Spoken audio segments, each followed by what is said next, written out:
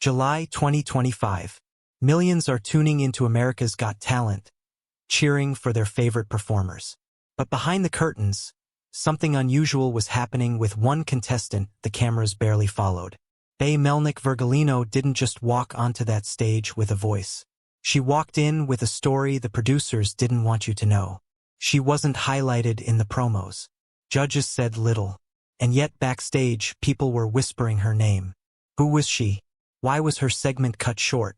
And what happened after she left the show? What if I told you the most powerful story of that season never aired? And the truth about Bey has more to do with courage, silence, and a decision that could have changed her life forever. Melnick Virgolino is a 10-year-old guitar prodigy from New York City who has captured the attention of audiences around the world with his energetic performances, confidence beyond his years, and raw musical talent. From the outside, he seems like just another gifted child musician, but his story is far more compelling.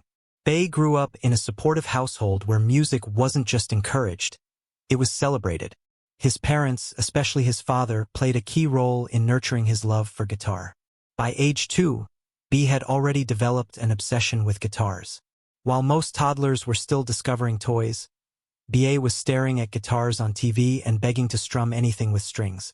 This early fascination eventually led him to formal lessons by the age of 5, setting the stage for his extraordinary journey. His upbringing was shaped not only by a love for music, but also by the vibrant culture of New York. Surrounded by diverse styles, street performers, live shows, and a rich musical scene, Bey had constant exposure to sounds that fueled his curiosity. One of his earliest influences was Slash, the legendary guitarist of Guns N' Roses. Bey has spoken in interviews about how watching Slash on screen made him want to become a guitarist. That desire grew stronger every day, especially as his technical skills improved, and he began experimenting with blues scales and rock solos. While most children his age were listening to pop music, Bey was already diving deep into classic rock and blues, genres that many young musicians don't explore until much later.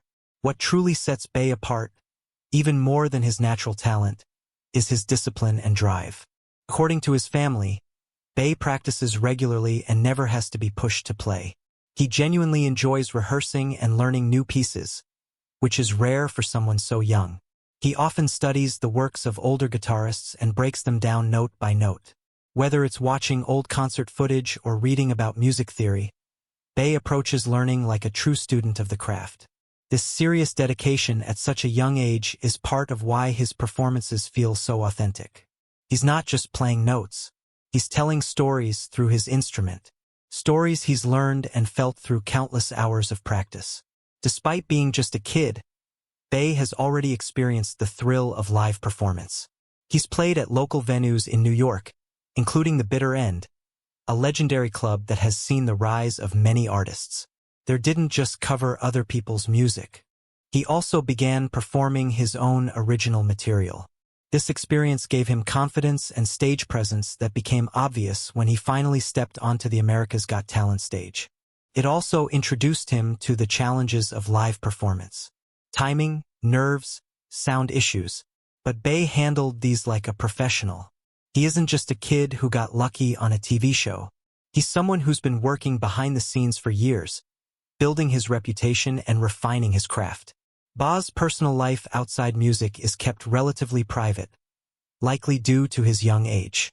However, his family appears extremely close and protective, with both parents fully involved in his musical journey.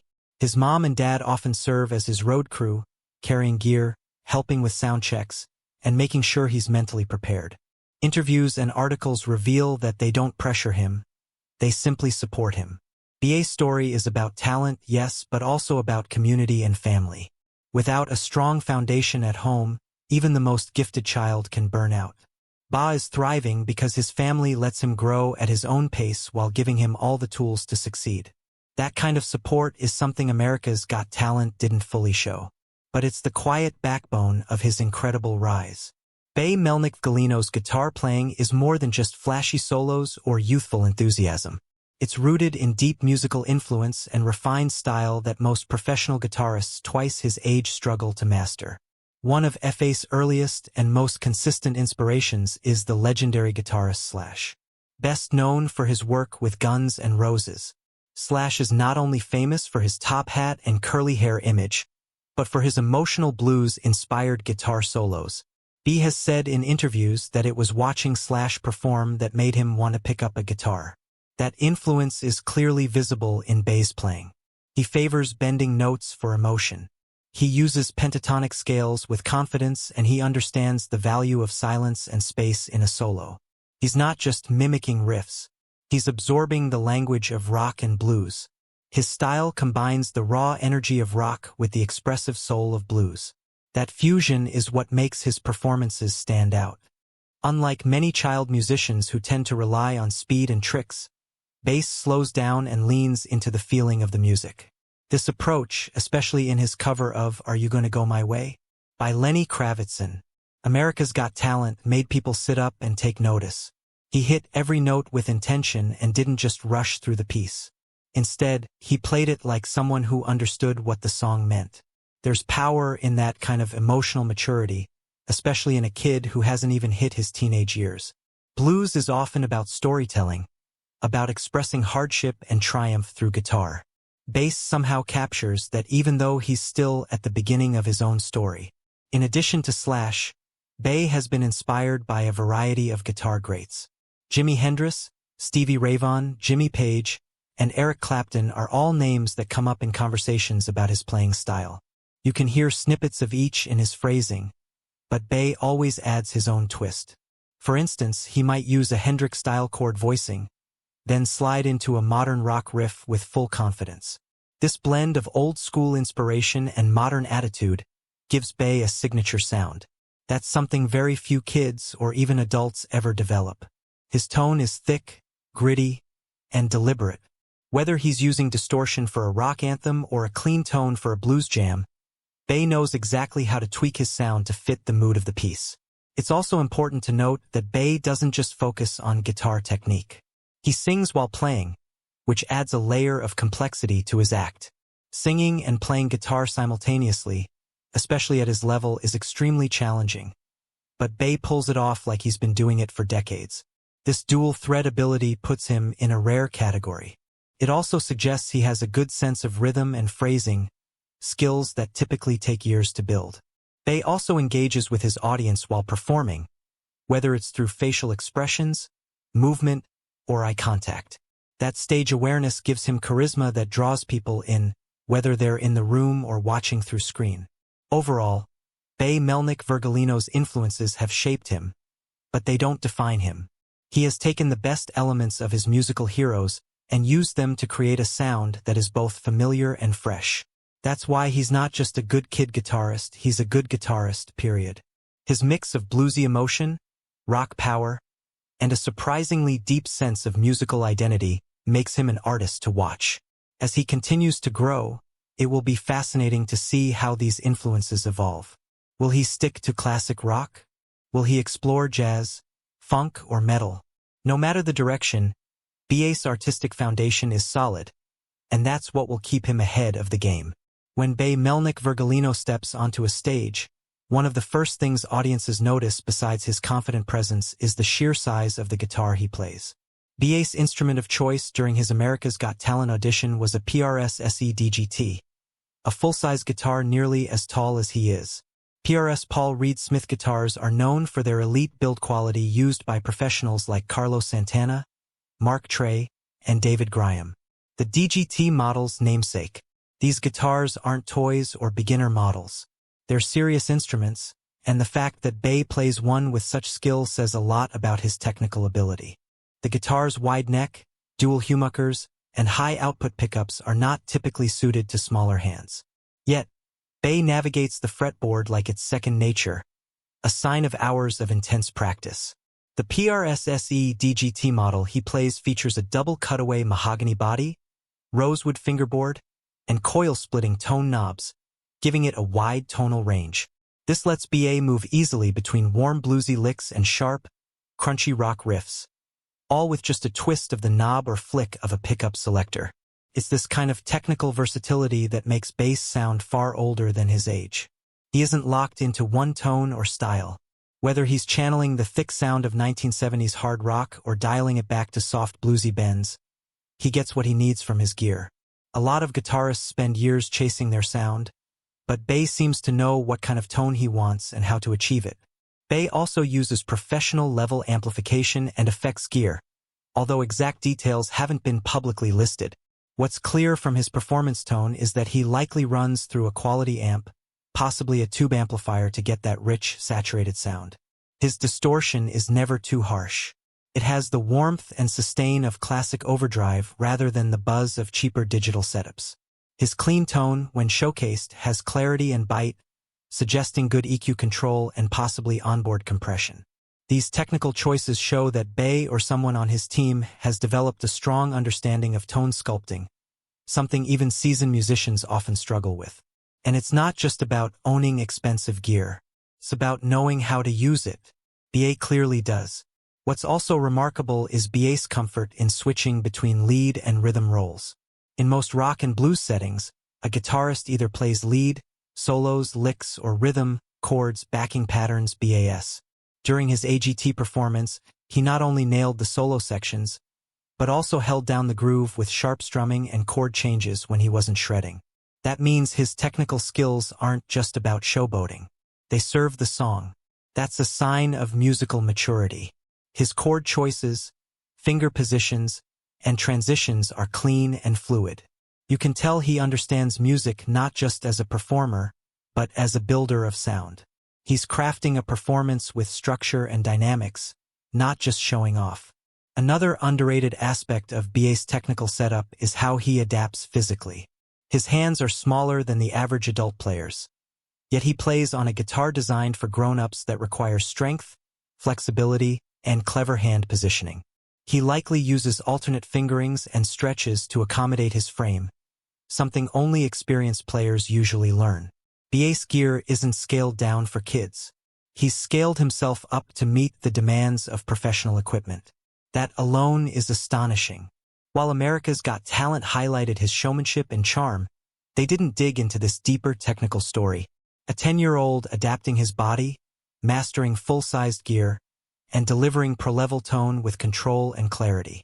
That kind of detail matters, and it shows he's not just a prodigy, he's a technician.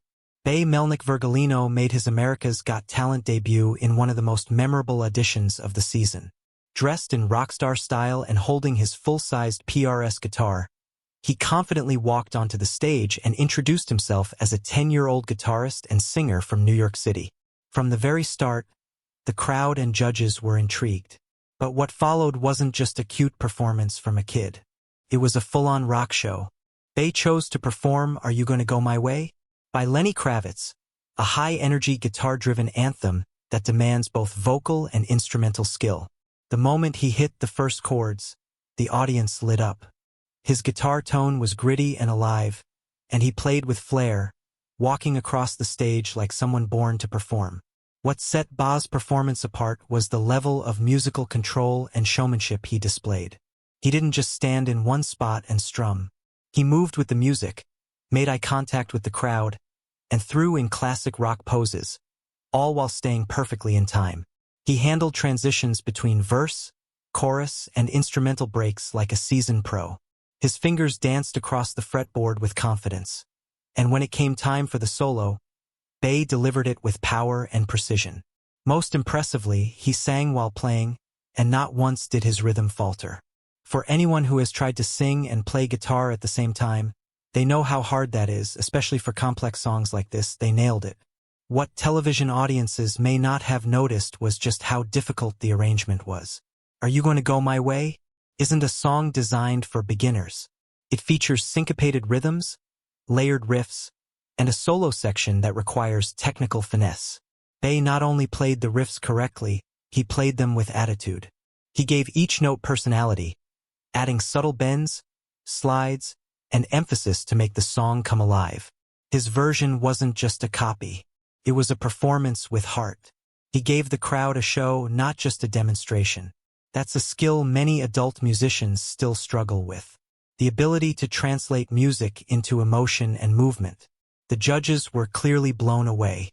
Howie Mandel told Bay had the energy of a real rock star. Sofia Vergara called him one of the coolest kids she had ever seen. Melb said she thought even Lenny Kravitz would be proud of the performance, and Simon Cowell, usually the toughest to impress, seemed visibly touched, not only by BA's talent, but also by how supportive Ba's parents were. Simon, as a father himself, said the joy Ba brought to his family was moving to see. It was clear the judges weren't just impressed, they were emotionally invested. Bay didn't receive a golden buzzer, but he went over the room in a way that no button could truly capture. What America's Got Talent didn't fully show is the depth of preparation that went into that performance.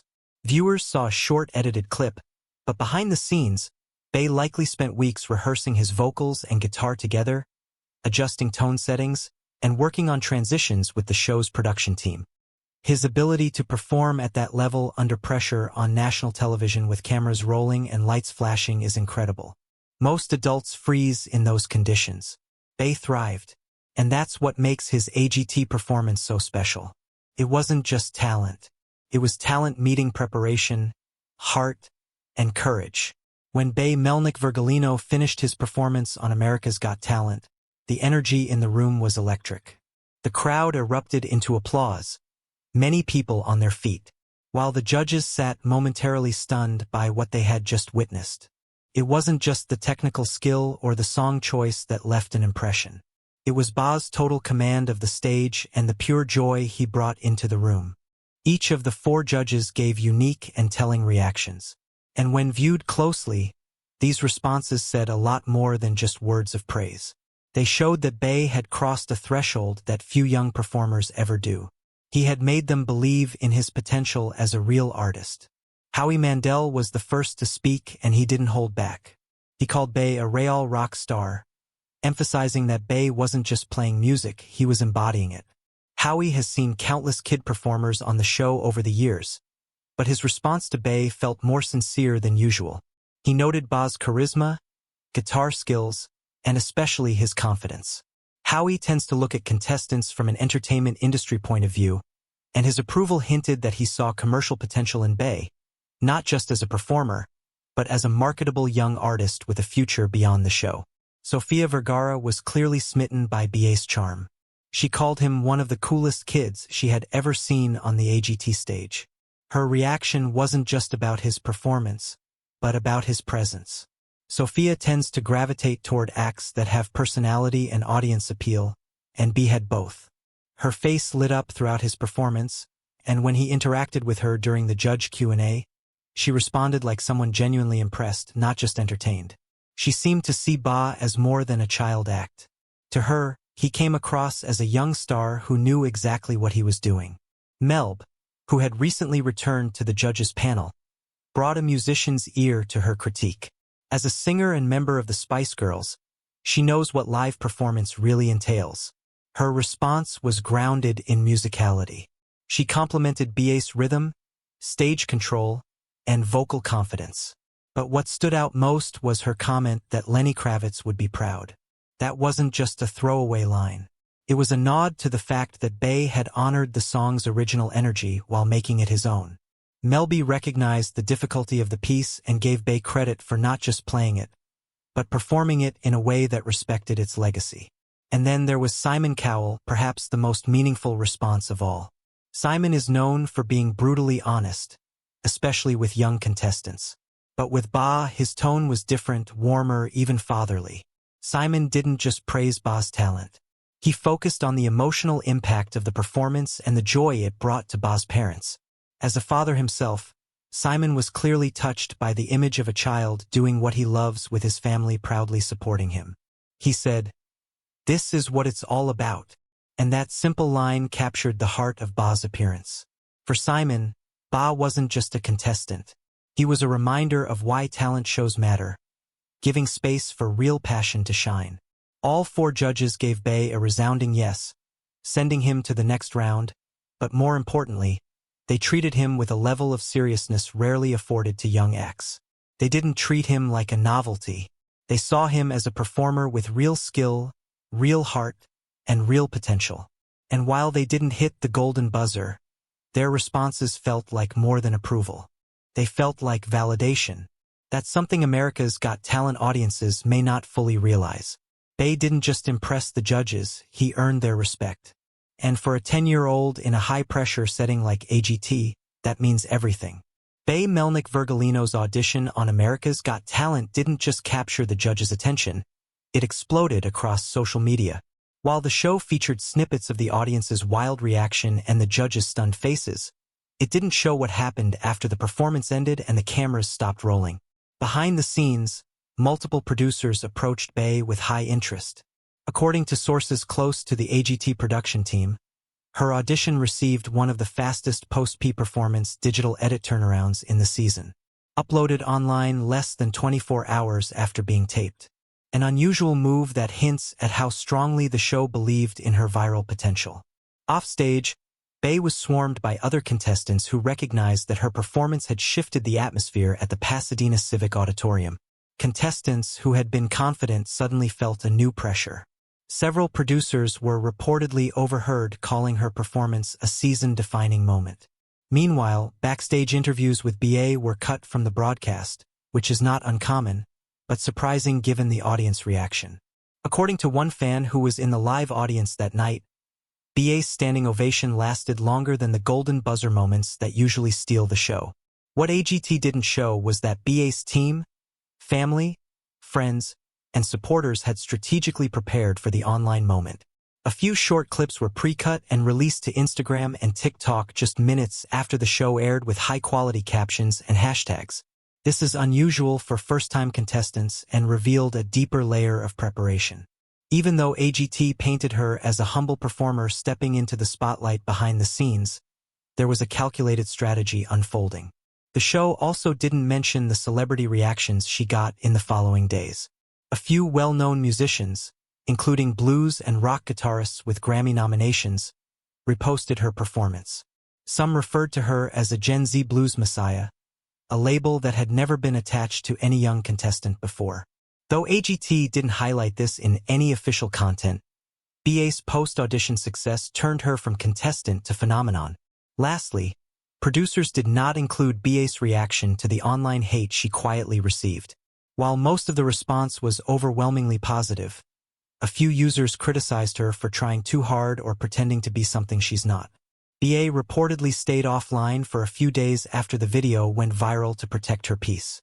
The AGT edit didn't include this quiet resilience, but it speaks volumes about her character and the pressures of instant fame.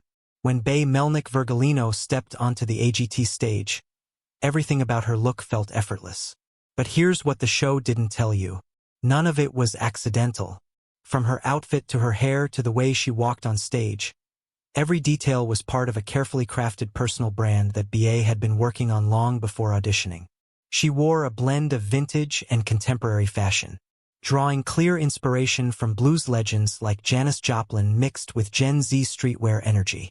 This blend wasn't just about fashion. It was about signaling who she is to the audience. Bold, timeless, and culturally aware. The producers showed her as a girl with a unique vibe, but they didn't reveal that they had already built a visual identity for herself months in advance. Friends close to her say she had experimented with her stage look for almost a year, going through old soul and blues archives, watching live footage of classic performers, and even studying how lighting and angles can enhance mood and presence. Her choice of colors, patterns, and accessories created a visual that stood out instantly. Something that AGT insiders say helps determine whether a contestant will make it to air. Producers know that a memorable image makes the edit, and Bae made sure she gave them exactly that. Interestingly, her eye contact with the judges, the small smirk before her first note, and the way she gripped the mic all came from a mix of stagecraft training and self-filmed rehearsal videos. She had practiced hundreds of takes alone in her room, analyzing what expressions felt most natural and powerful. AGT didn't show that part of her preparation. To viewers, it looked raw and spontaneous, but it was refined instinct, not random chance. And then there was the voice. The show highlighted her tone and power, but not the technique. Bae blends a clean belt with a vintage rasp that isn't easy to master. She reportedly worked with a retired jazz coach online for months to develop that balance. making sure her voice would stand out on a show filled with powerhouse singers. So, while America saw a bold newcomer discovering herself on stage, the truth is that Melnick Virgolino came to AGT already knowing exactly who she was and what the world would remember. If you watched Ba's audition on TV or YouTube, you probably noticed how fast it all went. A short intro, a quick performance, a round of applause, and then boom, on to the next act. But what AGT didn't show you was that Melnick actually got a standing ovation from the entire room. That's right, asterisk asterisk. Not just the judges asterisk asterisk, but the entire live audience got on their feet the moment she hit her final note. People backstage said the applause lasted almost a full minute, but the televised version trimmed it down to just a few seconds. Why? According to a former crew member who spoke anonymously online, the edit was shortened because producers didn't want to burn all the hype on her first performance. In TV production terms, it's called saving the moment. They want to build her up slowly so that by the time she reaches semifinals or finals, there's still room to grow her storyline. What they didn't count on was that people in the live audience would start posting about it on social media. Within hours of the taping, tweets and Reddit threads started popping up with people saying Ba's audition got one of the loudest crowd reactions of the season. Louder than some golden buzzer moments. Fans were confused when they watched the aired version and didn't see the full reaction. And here's the part that really stings. Two of the judges actually stood up before the final note ended asterisk asterisk, which almost never happens. Heidi and Sophia were reportedly the first on their feet, with Howie following soon after. Even Simon, who's usually the last to show emotion, gave her a long nod and stood up slowly once the song ended. But the edit was so tight, you barely saw that moment. It left a lot of fans asking, why would the show downplay one of the most authentic audience reactions of the season? Some believe it's part of a larger AGT tactic. Asterisk asterisk, keeping breakout stars under the radar asterisk asterisk until live shows when their popularity can drive viewership. But in Ba's case, that mystery only added to her buzz. Fans started asking, who is this girl they're trying to hide? And that question alone may have helped turn her into a fan favorite overnight.